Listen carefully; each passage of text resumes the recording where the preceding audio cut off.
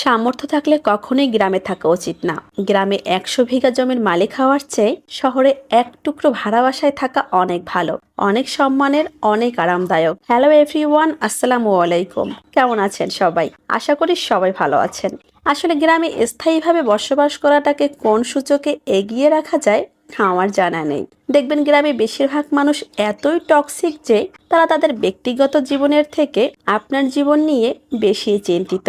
যেমন ধরুন, আপনার চুল এত বড় কেন, আপনি বোরখা পরেন কেন, অনার্সে পড়ুয়া মেয়েকে এখনো বিয়ে দেন না কেন, বয়স 25 পেরিয়ে গেলেও এখনো জব হয় না কেন আপনার। আবার দেখবেন কিছু মানুষ তো আপনাকে এমন বলবে যে আপনার ব্যাচমেট বিদেশে গিয়ে লক্ষ লক্ষ টাকা কামাই করছে আর আপনি এখনো লেখাপড়া শেষ করতে পারেননি। এইসব আজগুবি বিষয় নিয়ে তাদের অনেক টেনশন। মাঝে মাঝে দেখবেন আপনার নিজের ফ্যামিলি যেসব বিষয়গুলো নিয়ে চিন্তা করে না, সেই সব বিষয়গুলো নিয়ে অন্য মানুষ অনেক বেশি চিন্তিত।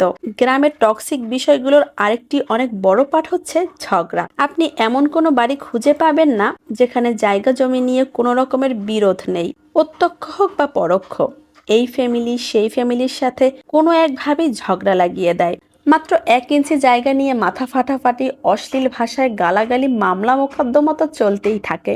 একজন অন্যজনের নামে গোপনে প্যাঁচ লাগিয়ে ঝগড়া বাঁধিয়ে দেয়। মজার বিষয় হচ্ছে, কাউকে পছন্দ না হলে তার নামে জায়গায় বেজায়গায় বদনাম রটিয়ে বেড়ায়। বিয়ে আসলেও না, গোপনে প্যাঁচ লাগিয়ে সেই গ্রামের মানুষগুলো ওই মানুষটার বিয়েটাই ভেঙে দেয়। আর এগুলো হচ্ছে গ্রামের মানুষগুলোর নিত্যদিনের কাজ। আর গ্রামের মানুষগুলো এতটাই অজ্ঞ যে তারা সফটওয়্যার ইঞ্জিনিয়ার বোঝে না, ইলেকট্রিক্যাল ইঞ্জিনিয়ার বোঝে না, MBBS ডাক্তারের মানি বোঝে না। তাদের কাছে সরকারি চাকরি মানে ওই যে পুলিশ হোক সেটা কনস্টেবল, আবার সেনাবাহিনী হোক সেটা সৈনিক, প্রাইমারি স্কুলের শিক্ষক, এইসব আর